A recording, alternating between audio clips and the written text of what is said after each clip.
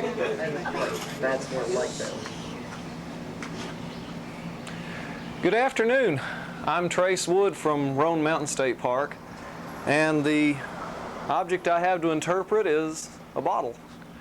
Now, you may have somebody give you something like this when you're working out in the park, and they may expect some sort of a fairly logical response from you, and I guess for a bottle you'd want to try and go for the ecological standpoint.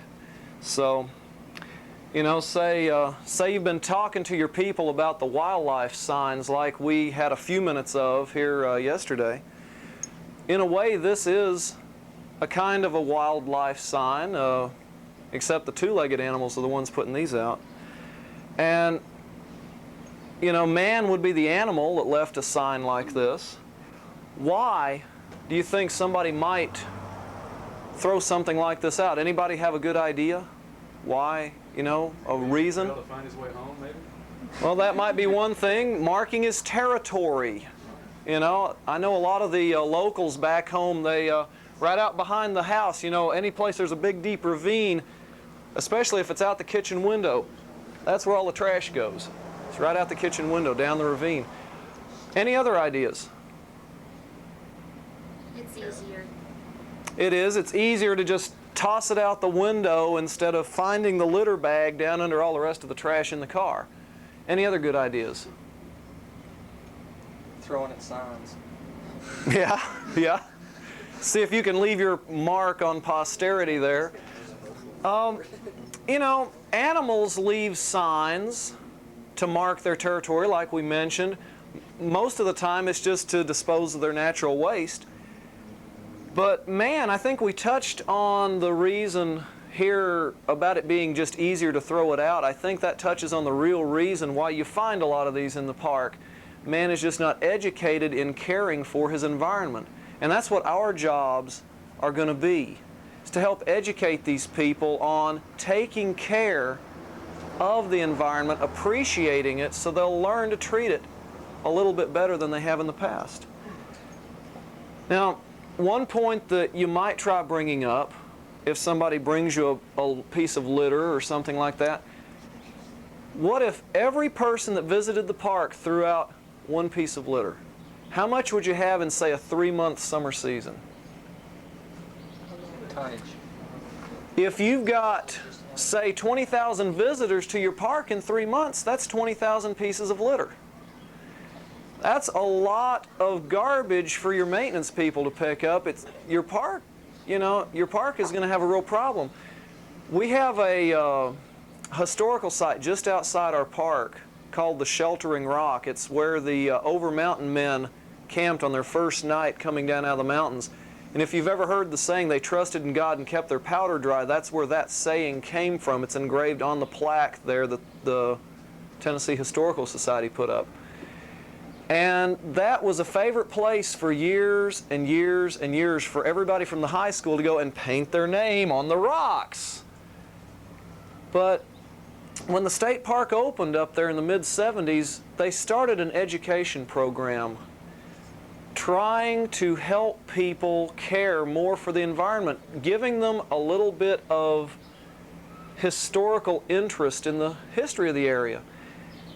And after about a year, year and a half of education, they had the Sheltering Rock sandblasted. And the graffiti has never reappeared after that point because of the education process. It's one thing to send people out day after day to pick trash up like this, but if you can educate people to not throw it out in the first place, it's a lot more efficient that way. So add this to your historical collection of relics in your park and press on. I guess that's all I have for the camera end of this, unless there's any questions out there. All right. Y'all have a good summer.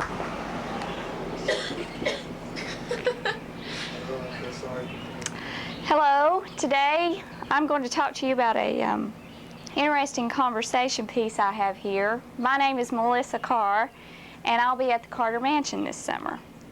What I have is a bullwhip, and there was probably many uses for this in the late 18th century, early 19th century.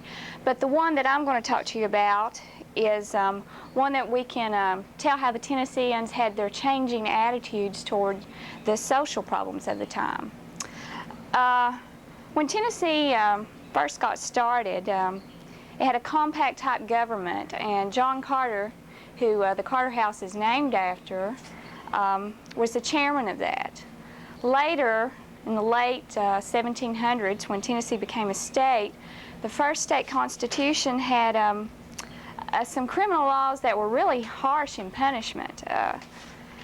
For stealing a man's horse, you had the death penalty, and for minor misdemeanors, you got a lot of lashes, up to 32, were just petty theft. 50 years later, when the Constitution was amended in the 1830s, you could tell that Tennesseans' attitudes were already changing. William Carroll, who's our first reformist-type governor, changed the Constitution and the criminal punishments. He thought that the death penalty was too harsh for stealing a man's horse. Already we can see a big switch in just 50 years to the death penalty. Plus the number of lashes was cut down, I think, to around 20, which still, when we tie it in today, today's punishments, we would be just fined for something of that nature. So we can tell through just a simple bullwhip the changes that have occurred in Tennesseans' attitudes toward things, and by looking at the laws. And I want to thank you for listening to me.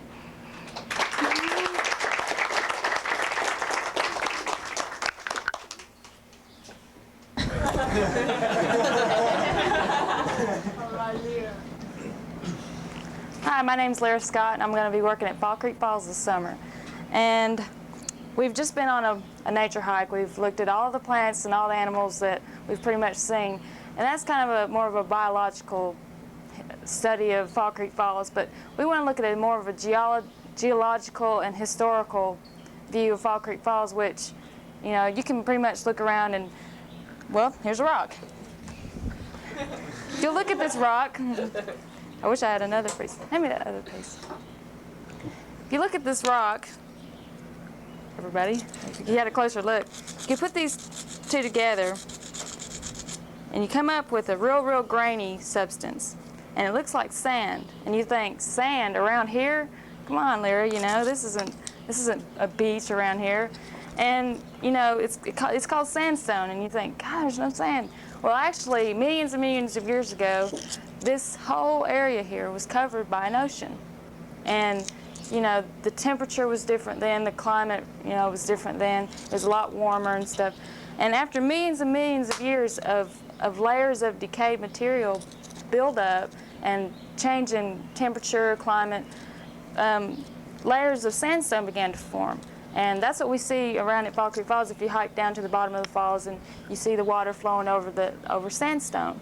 And so that's why, you know, they call it sandstones, because it's basically made up of sand. And, you know, you can get a history of Fall Creek Falls by looking at sandstone, because sometimes you can find little fossils in it and stuff. So, you know, you can gain a geological and historical view of Fall Creek Falls just by looking at the rock. But y'all are welcome to look around more if you want. Thank you.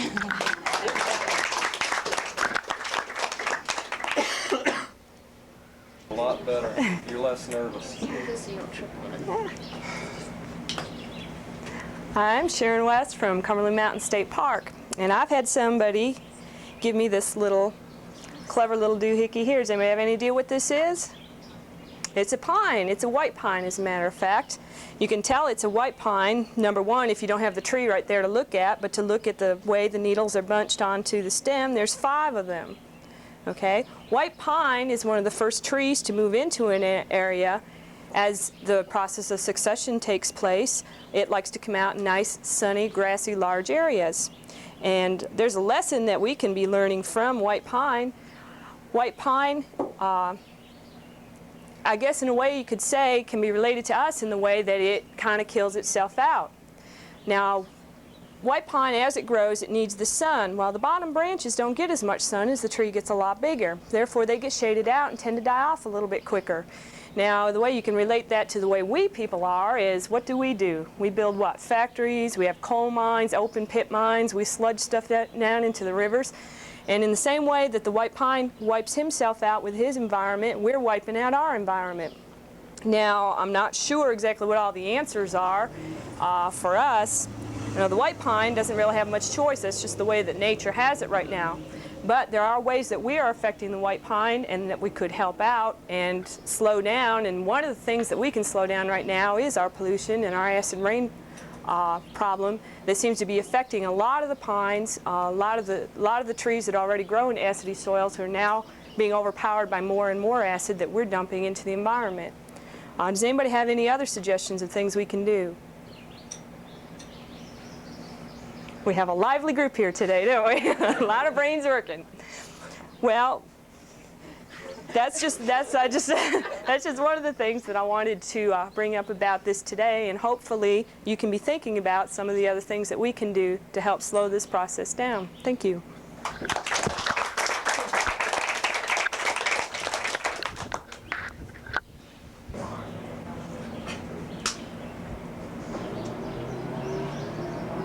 Hello everybody, my name is Margaret and you're at Big Ridge State Park, and I'd like to know, is everybody having a good time today? Yeah. Oh, that sounds like a good time. Come on now, this is like, yeah, come on, all right. Well, Trace over here has picked up something on the trail and I thought I'd like to try to interpret this to you. Does anybody know what this is? It's small, I know, and if there was a smaller group you could all huddle around me and I could pass it around, but... You could leave this. There, one way. From a redbud tree. Yes, do you know what it is? It's a pod, yes, it's a pod, or otherwise known as a fruit. And this is, all right, here, I'll give it to you. Can you tell me a little bit about it? Well, it has this neat looking red edge to it. Yes. Is there anything else? You see the seeds in there. There's 1, 2, 3, 4, 5 seeds. Mm-hmm. It's green in the middle. Yep. And has a very short stem. Mm-hmm. All right, thank you. Yes, this is, well, she failed to point out this is like flat. The seeds inside of this pod are flat.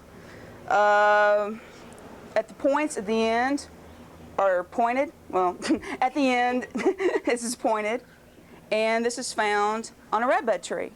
Now, does everybody know what a redbud tree is? Yes. No, tell me. No, you don't know? All right, there's these beautiful trees that come out in the spring. They come out at the same time that the dogwoods are flowering, and they have these beautiful pink buds on them. And I know this. So anyway, they have these beautiful trees, and they have these beautiful pink buds on them. And you see them like when you're walking through parks, when you're going through your neighborhood, when you're driving down the highway. And John pointed out to me, yes, you can eat these buds. You can just pop them in your mouth right off the tree. And I think they taste a little bit bitter. But if you haven't got anything else better to eat and you want something to color up your salad, they're great. All right, and what happens though, see the buds come out real early in the spring and then they all fall off. And then the leaves come out. Oh, lost it. The leaves come out, and the leaves of the redbud tree are very heart-shaped. All right, can anybody see a redbud tree around here? Let's see if we can find one. Does anybody look for this? Well, there doesn't seem to be a redbud tree around here then. And so we can suppose that maybe this got here through wind dispersal, or maybe some animal picked it up and carried it in his teeth and dropped it here. And what I wanted to point out though is that what happens is when the leaves come out, so do the pods. And the pods stay there and they hang on the tree until late August. And then all of a sudden these things start to get a little bit old and they get a little tired up there. So what happens is one of the edge starts to open up and the seeds inside start to fall out. Some of them get caught in the wind and they go everywhere, and that's where you see redbud trees 100 miles away from here. Whereas you may see a redbud tree, say, 2 yards away from where you're standing. So maybe the little seed just fell down and maybe drifted over there. Or maybe an animal came along and ate it. And then you know what animals do after they get through eating. So they... Quit that. Well, they did a little doo-doo over there, all right? So, or maybe an animal came along and picked up a seed on, like, on part of its clothing, or a human came along and picked it up some of his pants, and he walked around and it just fell off his pants, and that's how they get dispersed. And this is part of the reproductive organs of a redbud tree. And I want to welcome you here to the park again, and we're going to continue our walk, and if you have any questions or if you find anything else you want to know about, let me know. Oh, and one more thing. This is edible too. Oh, I just ripped it in half. Well, this is edible too. What you do is you take these off the tree when they first come out, and you can stick them in a big skillet with half a stick of butter and saute them up and serve them to your friends and press them. And if you have any more questions, just let me know. Thank you.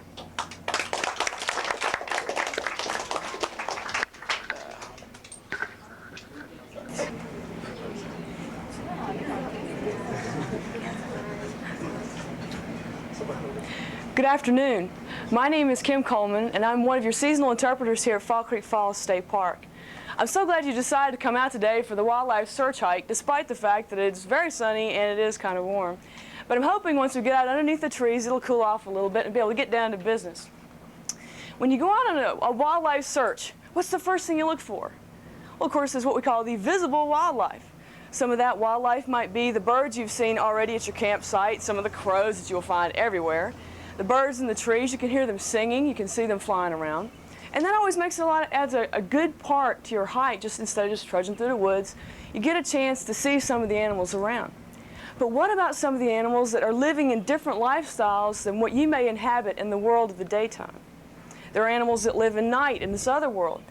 Now, when you have animals that live in different worlds than you do, how do you go about observing them? Go ahead and take a few, pass them back. Here's a couple for you guys. Yeah, take a look at these.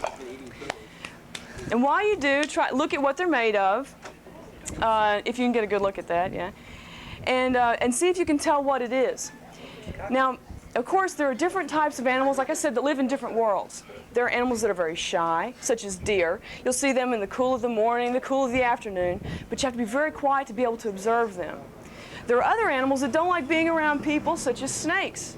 Now, everybody's terrified of snakes, but as we go on this path, you probably will not have to worry about seeing any because they don't like being around you either, and they're going to find a place to be other than on our path. So while you're out, try to look for signs of what these animals may leave behind because that can tell you a great deal about their lifestyles. Now, what I've passed out is something I hope everybody's had a chance to kind of get a look at. Can you tell what it's made of, what it's got in it? It's got hair in it. It's got hair in it, quite a bit of hair, right? Teeth, bones. Have any idea what it is? It's a pellet. Now, it's not like a rabbit pellet. It's completely different than that, so don't panic and drop it, okay? What this is an owl pellet. It's from one of our night predators. And the reason it has all this stuff in it, this tells us what the owl's lifestyle is like. Not only does he dwell at night, so it's hard for us to see him, but also his digestive system is different than many birds. Since he's eating meat, he cannot digest all the hair, all the bones and things he catches out of the rodents that he's eating. So it doesn't go out one end, it comes back up the other. And this gives us a sign, something to look for to tell us that owls are around. So I'm not going to tell you anything else to look for. You're on your own as we go out in the woods, but please be attentive, look around and see what you can find as we go along the trail, and just these little signs of presence of animals that we may not be able to see with our eyes, but can see with our hearts and our minds. Thank you. I need these back, okay? No matter how many pieces they're in, I need them back. Yeah.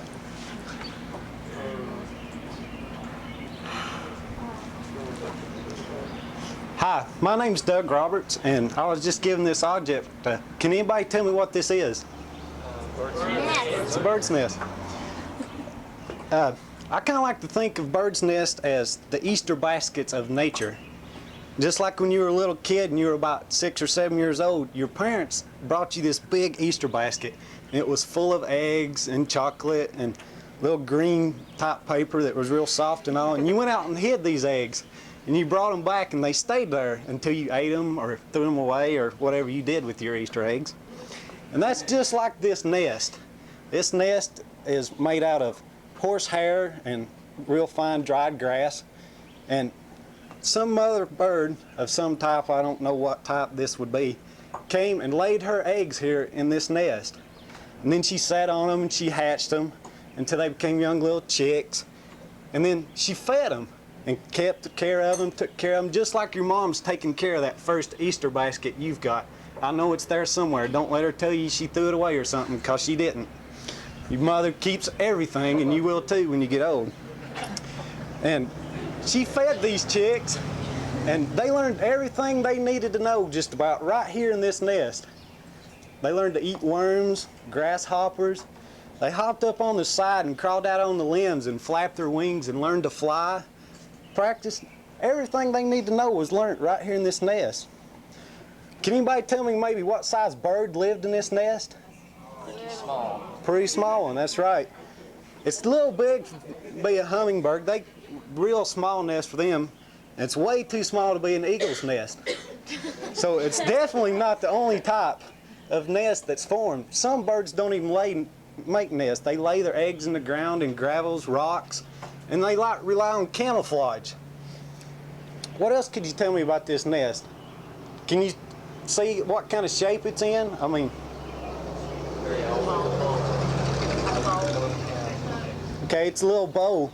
Not all birds make bowl-shaped nests. Some of them make little houses, like you cut holes in gourds, and have that type of nest. Also, this bird nest is in real good shape, which kind of tells me that maybe somebody found this nest after the birds have left and took it down to save it and let other people see about it and discovered it.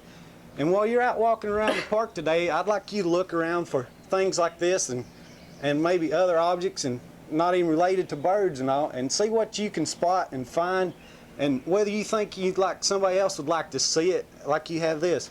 I'd like to thank you for coming today.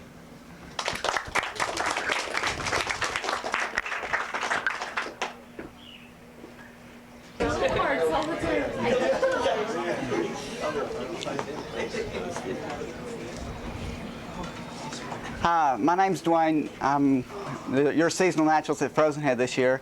This little girl here just handed me these little things and wondered what they were. And does anybody know right offhand?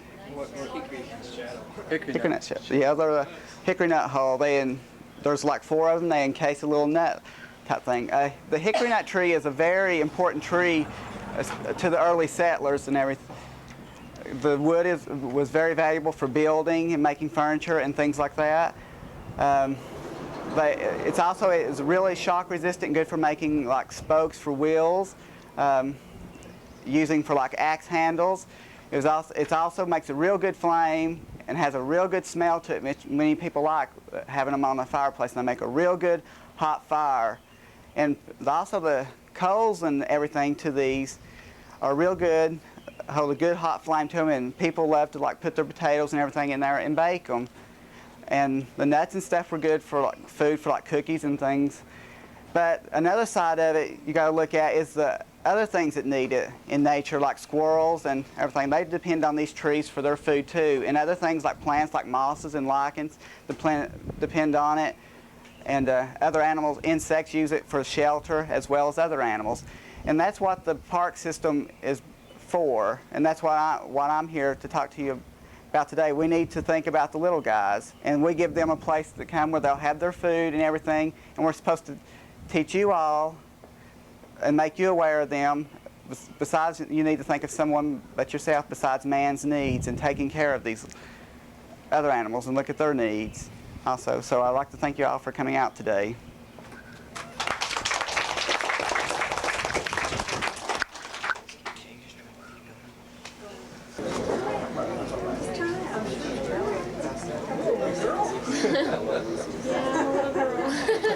Hello, my name is Lloyd Gravitt, and I'm a naturalist here at Standing Stone State Park, which I'm happy you're here visiting today. It's really a beautiful day. And someone just handed me this right here. Does anyone know what this is?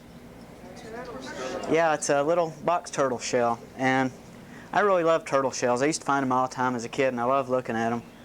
And one thing that's really great about them, they're really beautiful. I mean, these color patterns on it are really, really incredible. I just really think things like that are incredible. I can sit there and just look at the color patterns.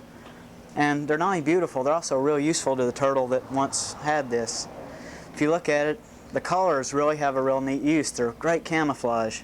I mean, if this turtle's out in leaves or somewhere walking around, he's still, you can't really see him at all. And not only that, it also provides him some great protection. I mean, this is pretty hard. something wants to eat the turtle, he's got to find someone inside that shell. And not only that, you know, a lot of people think like a shell's sort of a turtle's house, but it's really more than that. Of course, I'm sure you've all seen the cartoons where the turtle gets out of his shell and takes a bath or whatever and crawls back in. Well, he really can't do that because it's really his skeleton. If you look at it, it's got a backbone right through here. And it's just like our backbone, except it's really been modified. It's outside of the skin, in a sense. The skin's right up against here, and the ribs come around and form this really hard shell. So, I mean, it's more than just his protection and where he lives, really. It's really provides him with support. And it's really, really great. And, of course, he has the sternum in front. This bone right here widens out and protects him from the bottom. But looking at this, I sort of get a little bit sad because anybody notice anything missing? Yeah, the turtle's gone. And, you know, I guess he's dead because he can't get out and walk away, so. But, you know, I sort of get sad when an animal dies because, I mean, I really like turtles. They're beautiful little animals. I really love watching them. But in a way, he's not really dead if you think about it, because what was this turtle? Either something's ate him or he's decomposed. And now everything that he was, he's all around us now. He'll be in these trees and he'll be in the grass. And life, when you think about it, something that really never ends, even when something dies. Life really goes on and on. As long as man doesn't do anything to interfere with it. Hundreds of years from now, what was this turtle will still be here in the park, and if we take care of it, then people will be able to enjoy it. And there will always be more life as long as we take care of it. And if anyone else has any questions, I'll be glad to answer them. And if not, have a nice day at the park.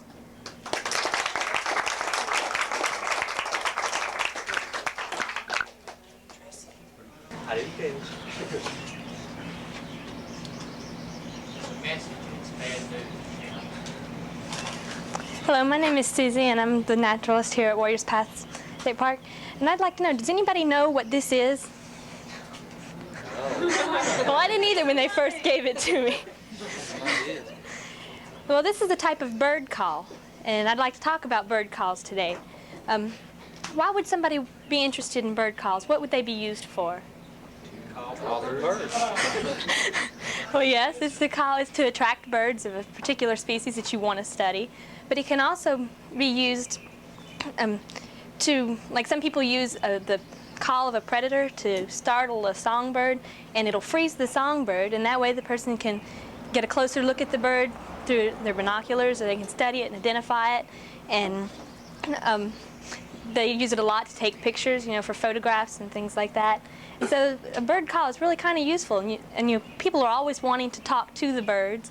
And if you're anything like me and can't make a bird call, you need something like this to help you.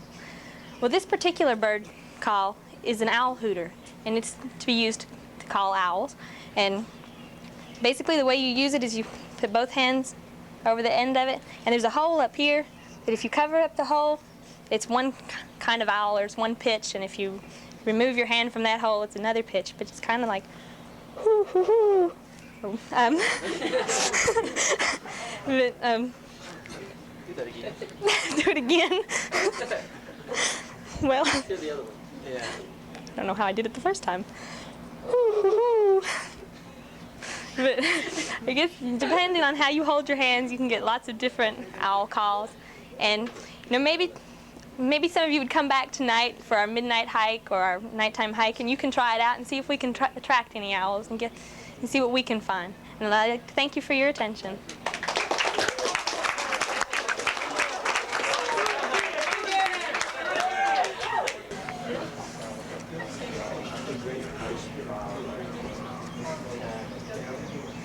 Hi, my name's Mark Stepp, and I'm the Seasonal Interpreter at Cove Lake State Park.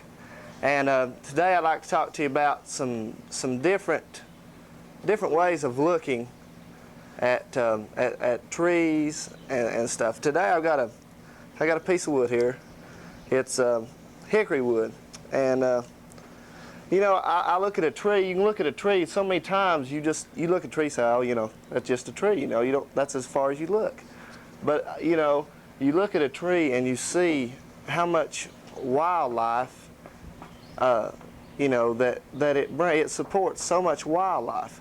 And I look at trees, and you know, you look at trees. What does anybody know? What do you find in trees? I mean, that live in trees. Bugs.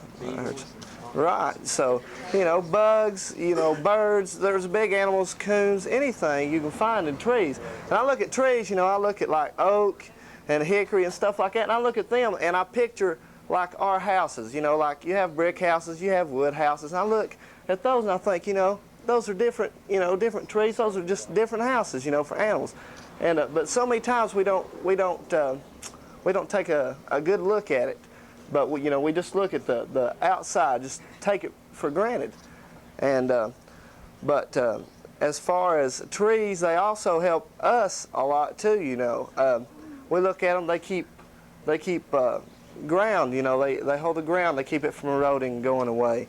They do many different things. They provide us, even at your house. They provide you shade that you need. They provide animals with food. They provide us with many different things, and I was just wanting us to take a little closer look at it today. Thank you.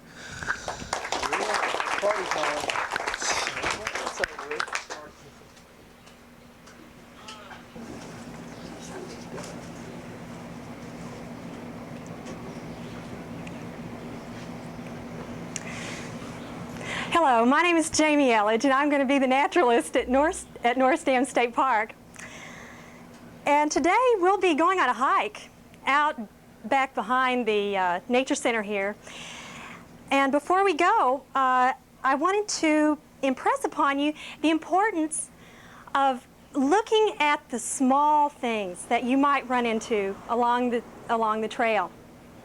It's easy to look at the wildflowers and the flashy colors and the big beautiful leaves and other people walking along the trail, but you might not often take the time to get down and look at something humble like this. I picked this back about 30 minutes ago, and I found that the best way to really get down and get a close look at the small things that you might overlook is to transport yourself back to maybe when you were 4 years old. You might have been just about 3 feet tall. You might be small enough to get down and you might not notice all the things up overhead. You might be able to really get a good look at something like this and this might be the kind of things that you would see. You might not notice all the big things. Small children notice the little things. That also leads me to a point that plants like this is a grass, they have their special function. It